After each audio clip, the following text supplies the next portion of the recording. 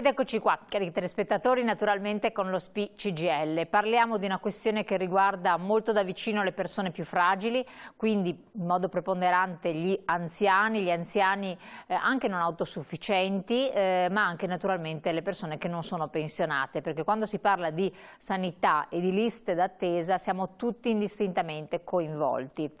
E allora, che cosa sta facendo il sindacato dei pensionati a questo riguardo? Quali sono le azioni che vengono e le rimostranze che vengono fatte e portate avanti costantemente anche a livello unitario? Ce ne parla Ugo Aggiollo, segretario dello SPI CGIL del Veneto con delega al welfare. Ben ritrovato, segretario.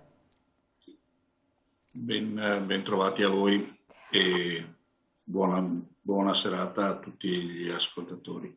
Allora, in apertura, un po' come sempre, c'è un vostro video particolarmente significativo che dà delle istruzioni per l'uso per quel che riguarda le liste d'attesa. Sono veramente un dramma per tantissime persone, è innegabile dirlo. E poi c'è chi dice sì, liste d'attesa, magari entrarci in queste liste d'attesa, ci sono alcuni che stanno ancora attendendo purtroppo di essere chiamati, convocati, cioè una cosa che è abbastanza angosciante per chi ha bisogno di avere una visita specialistica. Vediamolo quindi insieme.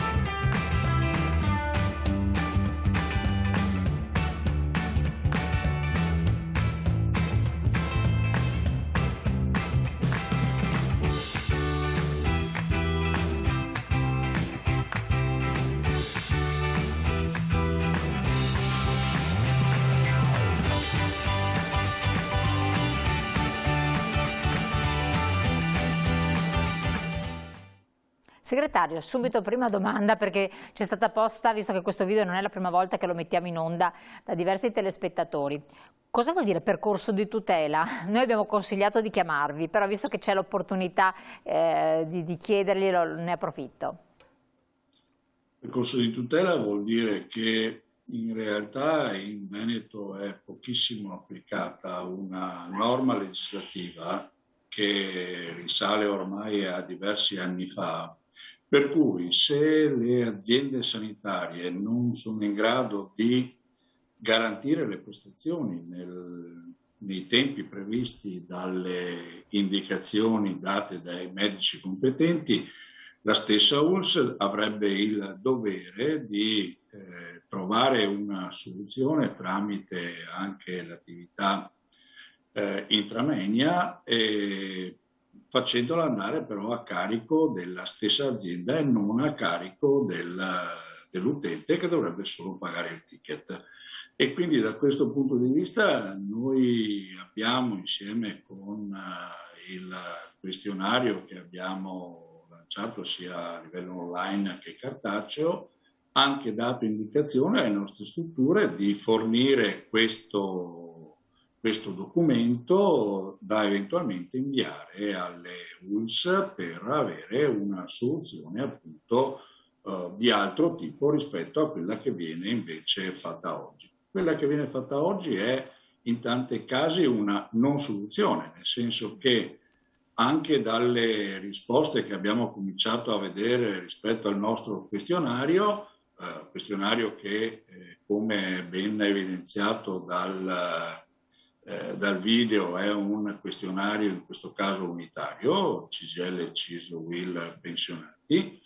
In realtà moltissimi non trovano la risposta, non la trovano nei tempi indicati dalla prescrizione e ormai un 40% ci dice che alla fine ha deciso o di non usufruire della prestazione o semplicemente di rivolgersi al privato pagando in maniera personale la stessa prestazione. Noi diciamo che invece da un lato il servizio pubblico deve garantire le prestazioni e deve metterci nella condizione di garantire le prestazioni. Guardate che quando diciamo questo non stiamo assolutamente criticando i lavoratori, siano medici, infermieri o altri professionisti della salute. Stiamo dicendo che chi avrebbe il dovere di intervenire rispetto alle tante mancanze che ci sono non lo sta facendo in maniera adeguata. Dicevo, quindi, se questo non è, almeno applicare la norma prevista nazionalmente proprio per evitare che i cittadini siano messi nella condizione che dicevo prima, cioè come il quella di timore. o rinunciare o pagare. Esatto, il timore però attivando questo percorso di tutela è di trovarsi poi a dover ugualmente pagare, perché anche lei stesso ha detto è pochissimo applicato nella nostra regione, quindi è bene rivolgersi a voi come sindacato che indicate proprio le modalità precise con cui poterlo far attivare, perché può essere anche negato questo percorso di tutela se l'addetto non conosce la possibilità di farlo e di farlo funzionare. Beh, è evidente che se non viene applicato è perché si è lavorato perché non venisse applicato. Si è scelto di non, e quando dico si è scelto parlo naturalmente dell'ente pubblico, di non dare pubblicità a questa cosa, magari seguendo altri o favorendo altri canali. In questo momento risulta che sia noi sia altri soggetti per il Veneto stanno dando questa indicazione. Il tema nostro non è solo quello di riuscire a risolvere il problema di tanti cittadini fragili, ma è anche quello in qualche maniera di costringere la regione a prendere provvedimenti per uscire da una situazione che sta diventando sempre più emergenziale. Voi avete fatto anche una manifestazione significativa di protesta e di sollecitazione non solo per le liste d'attesa, un po' per le criticità che ci sono nella sanità pubblica. Abbiamo magari anche delle immagini che potremmo vedere. Prego. Sì, sabato abbiamo aderito e abbiamo partecipato ad una bella manifestazione che si è tenuta a Vicenza. In realtà non è la prima, ne avevamo già fatte altre, in particolare l'anno scorso a Padova, proprio per dire che la sanità innanzitutto, o meglio la salute, perché parliamo di un ambito un po' più ampio, sanità, sociosanitario e sociale, la salute in quanto tale è un bene costituzionalmente garantito, un diritto universale, che dovrebbe essere uno dei diritti primari dei cittadini del nostro paese. Quello a cui stiamo assistendo è purtroppo invece un decadimento. I 2 anni di pandemia hanno dimostrato fortemente i limiti del nostro sistema e hanno anche dimostrato un dato che credo sia sotto gli occhi di tutti, e cioè il fatto che questo sistema è fortemente sottofinanziato. È sottofinanziato rispetto alla media europea, è sottofinanziato rispetto a quelle che sarebbero le esigenze, tra l'altro, di una popolazione che per fortuna sta anche invecchiando e quindi avrebbe anche maggiori necessità rispetto a quelle precedenti. Però è evidente che bisogna trovare da questo punto di vista delle soluzioni.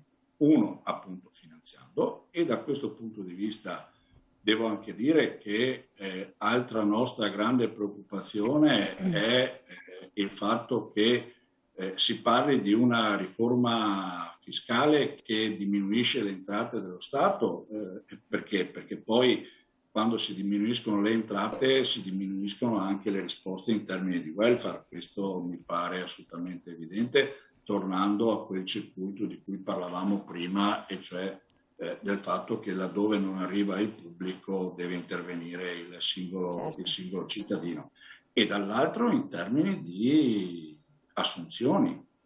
Il sistema sanitario sta andando in forte difficoltà anche perché non vi sono assunzioni almeno per coprire il turnover, se non per aumentare gli organici che dovrebbero esserci. Ecco, però dall'altra parte, come in tutti gli ambiti peraltro, perché forse solo la sanità, però non è così, manca personale qualificato, sembra che anche le partecipazioni ai concorsi siano alquanto scarse, non ci sia proprio tra virgolette, la materia prima, insomma le persone che vogliono rivestire certi ruoli. I problemi in questo caso sono, per quanto mi riguarda, almeno due. Uno, la svalorizzazione del lavoro e del lavoro in questi campi. Quando parlo di svalorizzazione parlo di ruolo sociale, ma parlo anche di risposte evidentemente sul piano economico rispetto al lavoro fondamentale che questi professionisti fanno e come ho detto prima non parlo solo dei medici, ma parlo anche di tutte le altre figure che agiscono nel campo sanitario e sociosanitario. E dall'altro il fatto che si è, da un lato, probabilmente sbagliata la programmazione. Uso il termine sbagliata la programmazione, poi in altre occasioni ho detto che le scelte sbagliate erano già state indicate in precedenza e non si è provveduto a fare i dovuti cambiamenti. Ma dall'altro anche un sottofinanziamento rispetto ai percorsi di studio, alle borse di specializzazione, al dare davvero l'indicazione ai giovani che si avvicinano all'università o comunque ai percorsi di studio che queste possono essere professioni molto attrattive. Quindi attrattività di una professione. E per quel che riguarda però la risposta istituzionale, perché poi questo non è un problema regionale, però voi vi siete confrontati anche a livello nazionale, che tipo di risposte avete ottenuto o non avete ottenuto? Beh, diciamo che le risposte attualmente non le abbiamo ottenute nella maniera in cui vorremmo. Parlavo prima del sottofinanziamento del sistema sanitario. Anche l'ultimo governo sostanzialmente ha proseguito, anzi senza sostanzialmente, ha proseguito su questa strada che è una strada per noi sbagliata. Sono state aumentate in realtà anche le borse di specializzazione, ma in una maniera assolutamente per noi non sufficiente. È stata anche approvata in questi giorni una legge importante che è quella sulla non autosufficienza, ma anche in questo caso, oltre a mancare i decreti attuativi che dovrebbero essere fatti nel corso di quest'anno, manca anche sostanzialmente il finanziamento. E quindi sono tanti temi, manca il finanziamento per il rinnovo dei contratti collettivi nazionali di lavoro di molte di queste figure. Insomma, vi sono grossi problemi che se non vengono affrontati in tempi rapidi porteranno ad una situazione davvero pesante. Ecco, È chiaro che l'altra questione è il fatto che dove il pubblico non riesce a dare risposte, le dà il privato. Ora, per carità, nessuno di noi vuole demonizzare il privato, ma siccome abbiamo visto anche durante la pandemia che se si vogliono delle risposte, innanzitutto può darle solo il pubblico e solo i servizi pubblici possono garantire il diritto universale, è evidente che bisogna intervenire in questo campo, anche rispetto alla questione che sta emergendo, e cioè alla fuga del personale verso altri lidi. Certo, è sostanzialmente una questione di costi, è una questione da una parte e costi dall'altra, perché una maggior tassazione non è pensabile, perché ormai diciamo che le fasce che sono sempre tassate sono sempre quelle e non riescono a venire a capo, quindi il cosiddetto ceto medio che è sparito, però quelle le famiglie e così via. A seguito di una tassazione alta, di un costo della vita altissimo, non ci sono figli e quindi anche il sistema pensionistico è messo seriamente in discussione, a rischio le categorie dei pensionati, salvo certi pensionati benestanti, si trovano in situazioni di difficoltà. È tutta una questione quindi di costi, di soldi che non ci sono. È tutta una questione di costi, questo è vero. Sul fatto che i soldi non ci siano, qualche dubbio noi lo abbiamo. In questa trasmissione non abbiamo mai parlato di una cosa che invece è sotto gli occhi di tutti, e cioè quella che viene chiamata l'evasione e l'elusione fiscale. Noi abbiamo tantissimi, purtroppo, che quel patto con lo Stato per garantire i servizi lo frodano tutti i giorni, ed è evidente che sarebbe necessario che chi governa questo Paese cominciasse a dimostrare in maniera seria che vuole combattere l'evasione, l'elusione e l'elusione fiscale. Invece continuiamo a vedere e a sentir proclamare da un lato scelte sul piano fiscale che noi consideriamo totalmente sbagliate, perché non mettono i cittadini nelle stesse identiche condizioni, ma dall'altro anche si continua a parlare di condoni, di situazioni che in qualche maniera, anziché dire che chi evade è qualcuno che danneggia tutti gli altri, per non dire che è un ladro nei confronti dei diritti del resto dei cittadini italiani, si continua invece in qualche maniera a strizzare gli occhiolini. Questo è un grande errore. Quindi è vero che le risorse sono scarse, ma è vero anche che non si fanno le scelte che si dovrebbero fare. Mi permetto infine anche di dire che come sindacato avevamo chiesto anche alla Regione di cambiare impostazione, perché quando la Regione continua a dire che non vuole applicare l'addizionale IRPEF non su tutti i redditi, ma sui redditi alti, cioè quelli sopra il ceto medio, quelli al di là del ceto medio, è evidente che in qualche maniera poi non è vero che non mette le mani sulle tasche dei veneti, le mette sulle tasche delle persone più fragili, più deboli, di quelle che poi sono costrette a pagarsi i servizi. Assolutamente. Qui stiamo parlando un po' in generale di sanità. Cos'è che riguarda soprattutto i pensionati ovviamente stiamo parlando di pensionati in difficoltà, non abbienti, quelli che hanno delle pensioni che sono molto basse e che quindi si trovano in situazioni di criticità? È il discorso della non autosufficienza e tutto quello che afferisce sia dal punto di vista sia socio che sanitario a questo ambito? Sì, prima appunto avevo fatto un breve accenno alla legge che noi chiamiamo sulla non autosufficienza. Questo è un tema enorme, su come lo si affronta, su come si mettono le persone che sono in quelle condizioni, ma le stesse famiglie nella condizione di affrontare al meglio queste situazioni. Purtroppo i servizi più vicini, quelli sul territorio, oggi come oggi sono in grande difficoltà.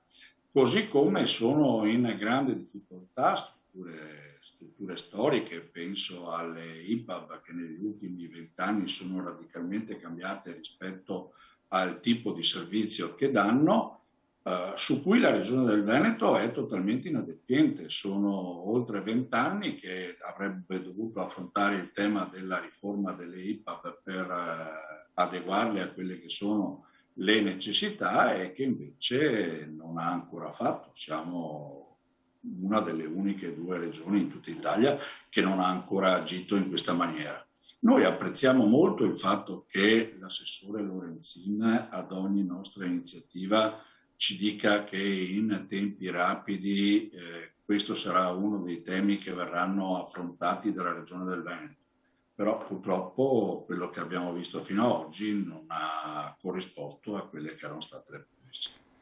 Allora, il segretario, la ringrazio moltissimo di aver fatto il quadro nuovamente della situazione, teniamo sempre aggiornati i nostri telespettatori sulle vostre iniziative e su quello che si riuscirà ad avere.